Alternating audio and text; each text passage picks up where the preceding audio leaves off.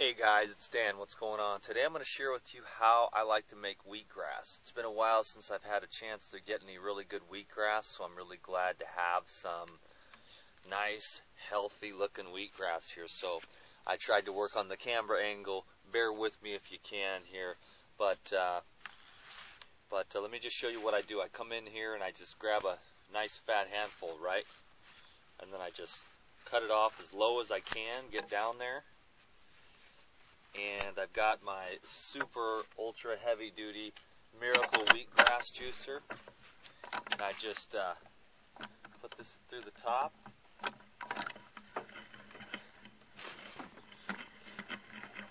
it's just easy as pie. It's a little bit loose right now. It's been a while since I've used it, so I'll tighten it up with my scissors here, acting as a tool, and we'll juice up a couple little squares of wheatgrass here. How's that sound? Again, just grab it. I'll try to get you guys to see. This is educational purposes only. The main thing I wanted to share was, because most of y'all are probably going to go to the juice bar or whatever to get your wheatgrass, but wheatgrass is one of my favorite bioregenerative foods.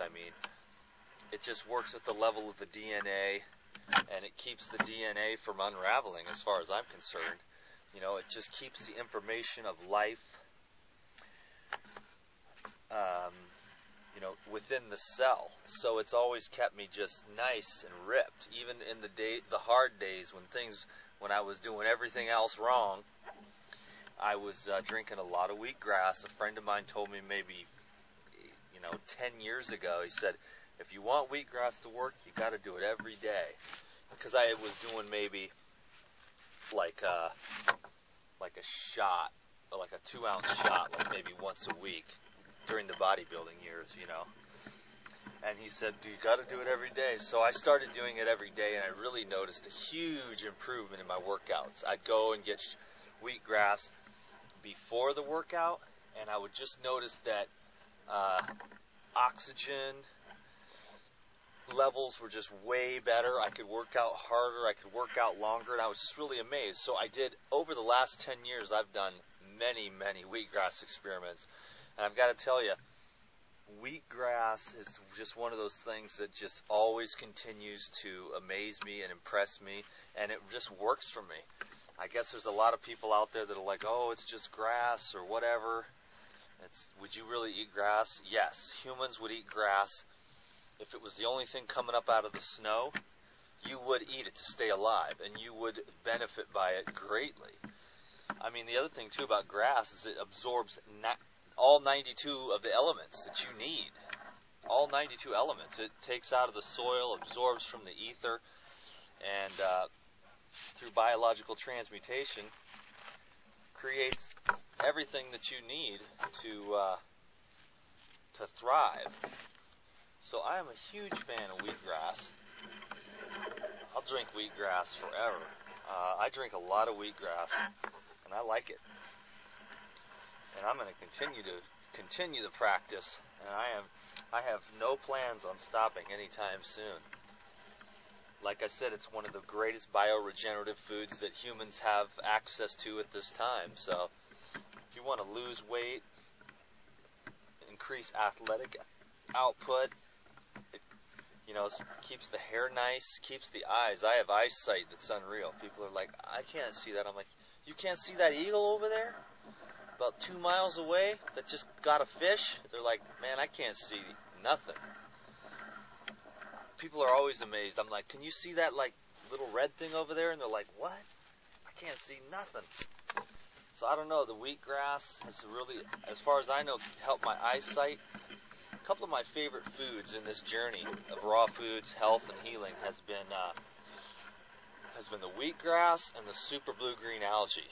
I've done experiments. I'll go off the algae for 3 months, and I'll be like, wow, and then I'll go back on the algae, and the algae is a brain food, man. Algae just keeps me on the super positive side of life, And wheatgrass has always been just so blood cleansing. I can be in a state of acidosis, right, from just too many nuts or too much stress. and I just bust out the wheatgrass shots, and it just loosens up the tissues, alkalizes the blood. It's instant alkalinity. And if you don't know, headaches are caused by acidosis, stiffness is caused by acidosis, pain is caused by acidosis, and wheatgrass is just a very, very highly alkalizing food. It's a food for me. It's a medicine for me, really. I mean, this is medicinal stuff here, man.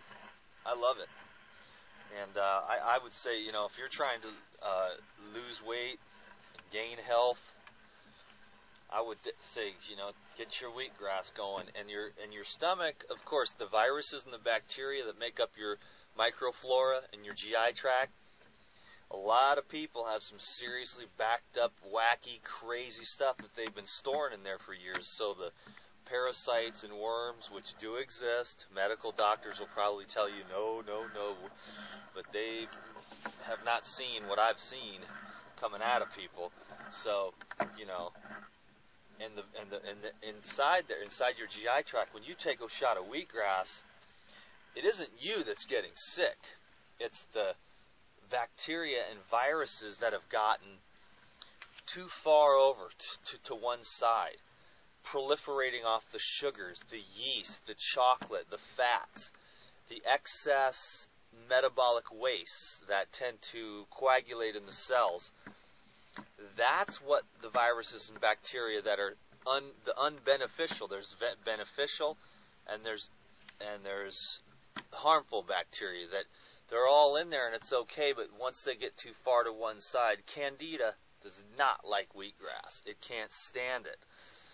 So if you've got any type of issues in the GI tract and you start drinking wheatgrass and you feel like vomiting, it's not you that doesn't like the wheatgrass. It's all those viruses and bacteria that would rather have bread, milk, cheese, chocolate, cereals, grains that they feed off of and proliferate.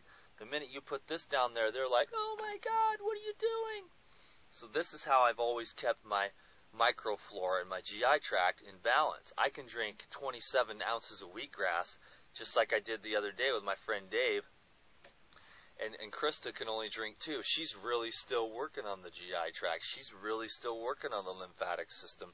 You got to break through those barriers by educating yourself. So read some books about it. Get some ideas. Try to take what I'm saying here today and contemplate that for a while and think about what's going on in your GI tract. Anyways, this is the next step here, is to filter the wheatgrass. So, nice little, I'd probably say that's about, I don't know, probably 4 ounces of wheatgrass, which is a pretty good amount of wheatgrass for one guy, for one kind of medicinal treatment for the day. I just got back from a long bike ride, and I did some yoga with Rodney Yee on the DVD.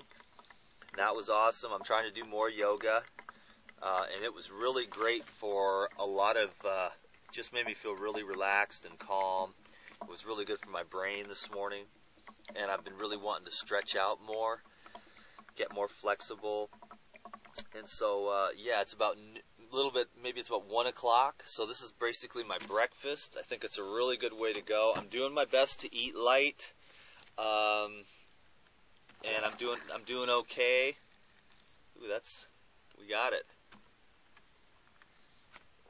So that is coconut wheatgrass, and this is my, overall favorite drink. So there's my breakfast. I mean, you can't go wrong.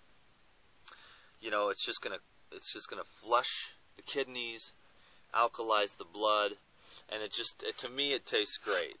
So that was I just wanted to share a little bit about one of my favorite things: wheatgrass, coconut milk, or coconut water, and just spreading the love. You know what I'm saying? Sharing everything I know about everything, and stay young with wheatgrass. Alkalize the blood with herbs and green juices, and get your energy from fruits and small amounts of nuts, and you'll be good to go.